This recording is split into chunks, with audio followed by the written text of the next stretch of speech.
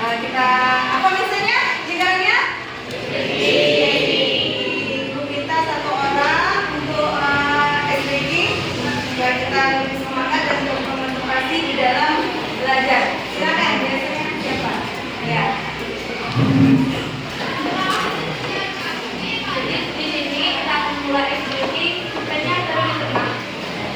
Ya, silakan bukunya diletakkan.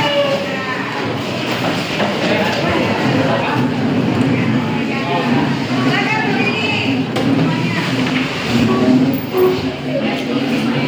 Silakan apa-apa dari kamar ya.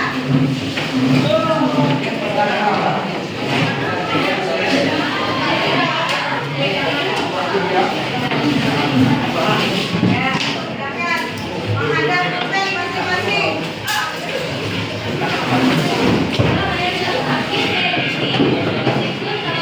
Kalau saya bersihkan jadi seperti mobil ya. Ya, dipahami? Iya. Ikut, kakin, ikut, sikat.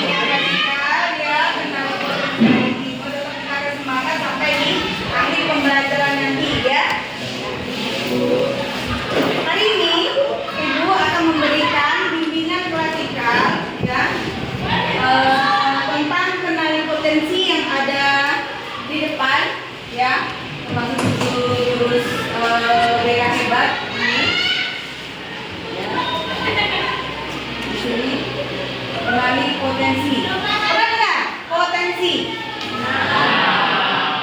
Nah, apa itu potensi? Siapa bisa jawab? Ya, apa itu potensi? Kemampuan. Ada lain? Tidak ada. Ya. Bakat bersenam. Bela diri. Bela diri. Ya. Semuanya benar. Kemampuan. Ya. Bela diri. Ya. Bakat.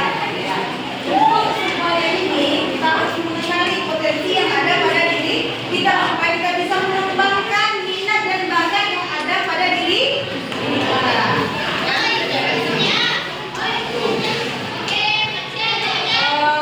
Sebelum kita mengenali potensi, kita harus mengenali dulu inteligensi atau kecerdasan.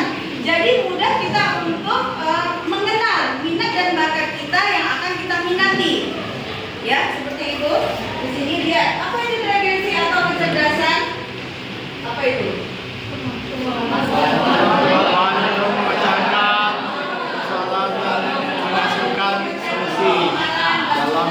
solusi dalam situasi yang nyata. Ya? Orang tidak mempunyai inteligensi dan kecerdasan, dia tidak akan mampu memecahkan persoalan yang ada. Karena kita seorang cerdas sama orang pintar.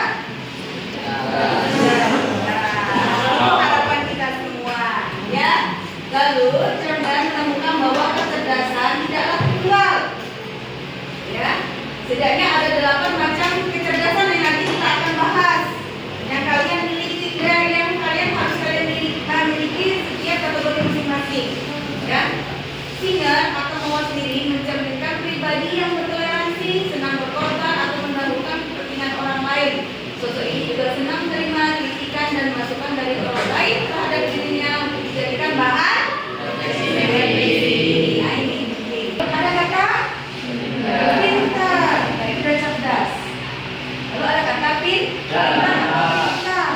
Nih, apa?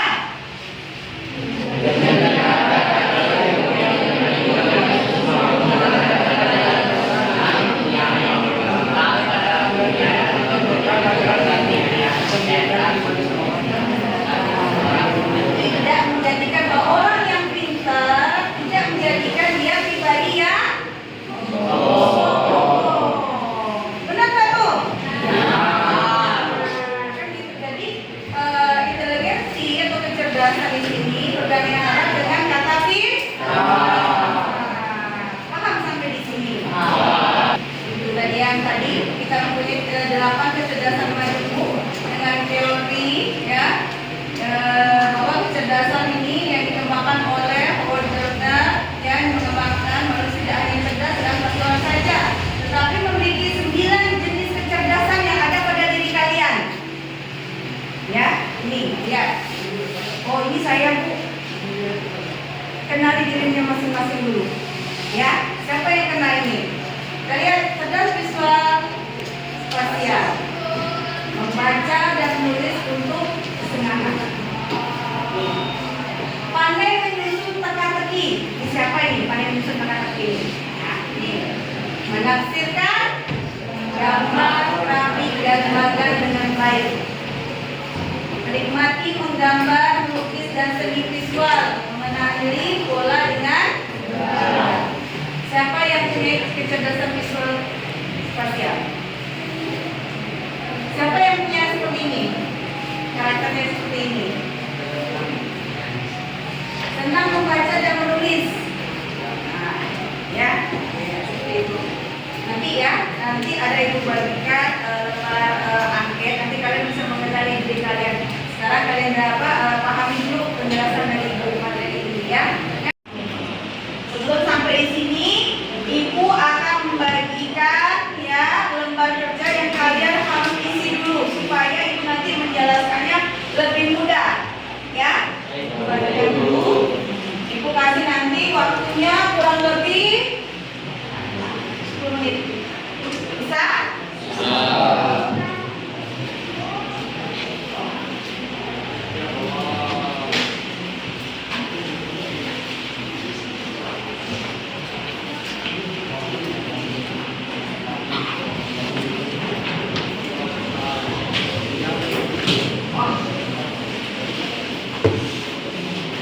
Yang sudah dapat, silakan kerjakan.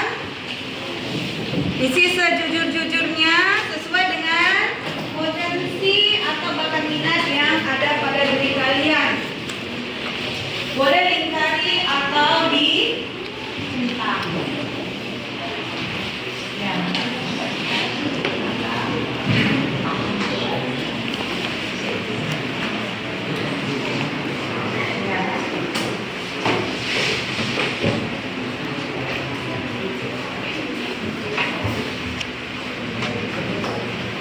Ya, silakan kerjakan dulu. Kasih waktu kurang lebih 10 menit. Cukup ya waktunya ya. Nanti boleh dijelaskan kembali. Rasa? Sudah dikerjakan? Dikerjakan. Lihat. Tadi berapa soal? Soalnya? 30. Soalnya tentang gaya belajar yang ada pada diri kalian. Coba dilihat. Ini masing-masing sudah melihat gaya belajarnya. Dari itu, di situ ada 3 gaya belajar. Apa saja? Visual, verbal, dan kinestetik. Ya, nah lihat. Pertama gaya belajar visual atau visual learner. Ya. Pertama, lebih mudah mengingat informasi dalam bentuk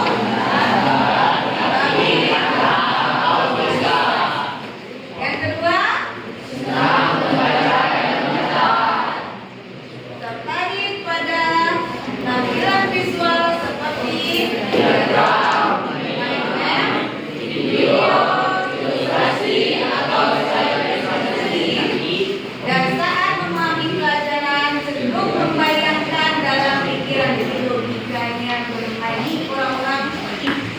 belajarnya dengan visual. Siapa yang pengen belajarnya visual?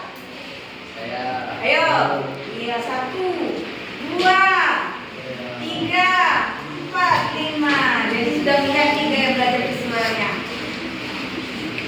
Ya, seperti ini orangnya. Ini berarti ini tipe saya ini. Gaya belajar seperti ini. Ya, ini orang visual. Sekarang, ini strategi pembelajaran yang efektif yang digunakan untuk gaya belajar visual. Nih, supaya strategi dalam belajar tidak salah. Ini strategi pembelajaran supaya efektif. Gunakan gambar, peta konsep, video, dan infografis supaya lebih mengingat, lebih tajam kecerdasannya. Ajak murid membuat catatan warna-warni, mind map atau sketsa. Ini biasanya kalau kalian di sini buat peta konsep dalam pembelajaran. Yang nggak penting nggak usah diambil, buat peta konsepnya, ya. Nah. Lalu gaya belajar auditori, ini dilihat siapa? Ini gaya belajar auditori learner. Lebih cepat paham jika informasi disampaikan secara lisan. Senang berdiskusi, mendengarkan penjelasan atau mendengar suara guru. Ini tadi menjelaskan. Ya. Mudah mengingat informasi yang didengar seperti lagu, cerita atau percakapan. Cenderung mengulang informasi dengan cara mengucapkannya. Lalu strategi pembelajaran yang efektif digunakan diskusi, tanya jawab, rekaman suara, lalu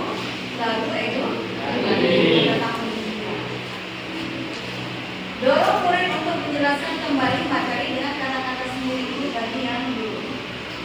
Ya, intinya kalau kalian itu kalau gaya auditori lebih senang itu strateginya dengan menggunakan diskusi, tanya jawab, rekaman suara, lalu lebih dari bermain.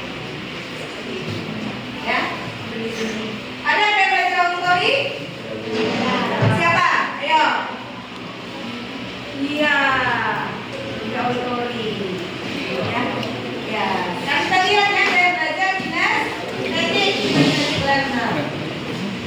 Apa ini? Dia belajar berinteraksi dengan menyentuh, bergerak atau melakukan langsung. Bayangkan laki-laki berarti seperti ini. Ya, dibayangkan kepada bergerak, lebih aktif. Ya, suka merakit eksperimen atau aktivitas fisik. Mudah bosan jika hanya duduk diam terlalu lama. Ayo siapa ini? Kalau udah 2-3 menit bosan. Nah, ini ya. Sering menggunakan gerakan tangan saat berbicara atau belajar. Jadi kalau ngomong mengandalkan tangan.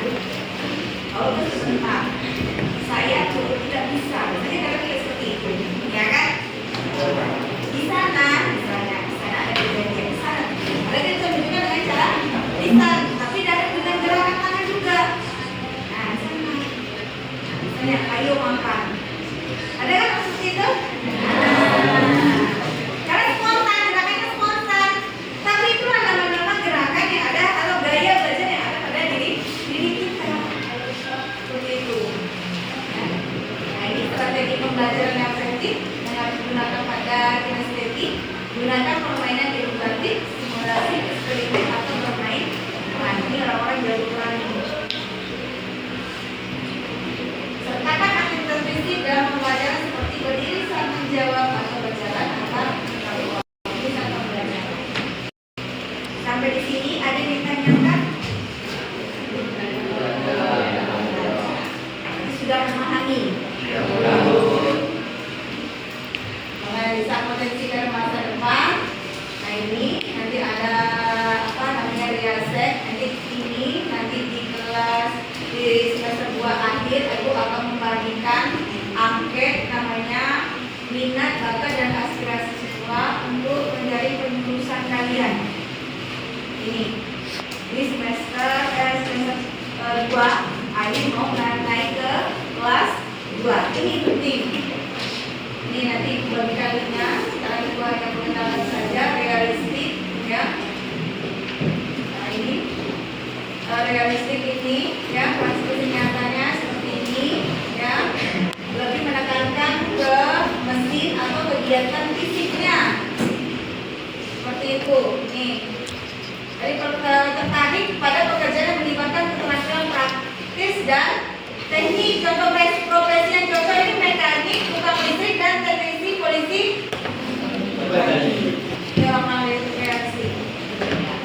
Kalau investigatif, dia menekankan analisis dan intelektual.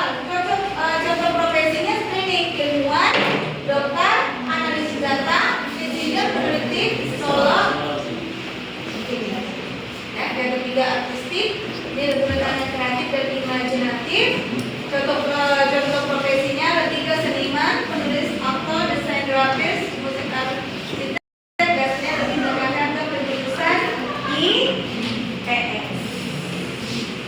Ini kalau ini orang IPA, ya, ini yang PS.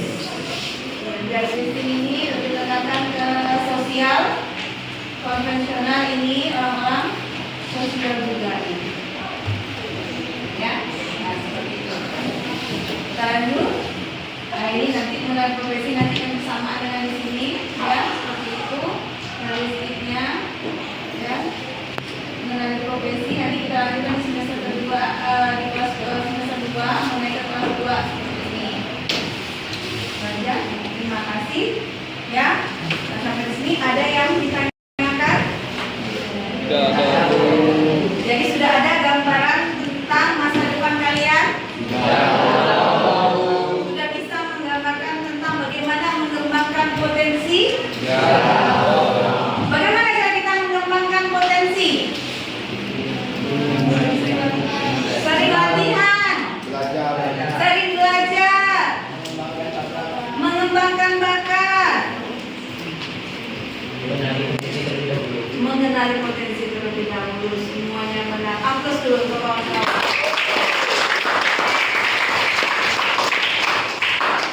Memang untuk mengenali potensi itu sangat penting di awal kita mengenal diri kita, ya kan? Kalau kita mengenali diri kita harus mengenali potensi. Jadi ngapain kita untuk mengenali atau melakukan minat bakat yang ada pada diri kita, ya. Untuk hari ini cukup sekian, ya, materi ini. Mudah-mudahan nanti di minggu depan kita bisa memberikan bimbingan prasikal dengan materi yang berbeda. Cukup terima kasih. Dan ini selamat pagi untuk kita semua.